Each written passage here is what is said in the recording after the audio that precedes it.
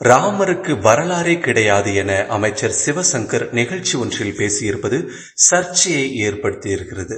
ராமருக்கு பிரதமர் கோயில் எடுத்திருக்கிறார், 3000 ஆண்டுகளுக்கு முந்தைய வரலாறு என்றார். அது உண்மை அல்ல, வரலாறே கிடையாது. நமக்கு ராஜேந்திர சோழன் வாழ்ந்ததுக்கு சோழன் கட்டிய கோயில் இருக்கிறது, வெட்டிய குளம் இருக்கிறது, செப்பேடுகள் இருக்கிறது, சிற்பங்கள் இருக்கிறது. நாம் அதை வைத்து ஆதாரபூர்வமாக இதை கொண்டாடுகின்றோம். ஆனால் ராமன் இருந்ததற்கு வரலாறும் கிடையாது, ஆதாரமும் கிடையாது. அவர்களே அவதாரம் என்பார்கள்.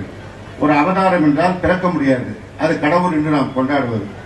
கடவுளாக பிறந்துவிட்டால் அவதாரமாக இருக்க முடியாது. எனவே நம்மை மயக்கி நம்முடைய வரலாற்றை மறைத்து வேறொரு வரலாற்றை உயர்த்தி காட்டுவதற்கான ஒரு வாய்ப்பாகத்தான் அதையெல்லாம்.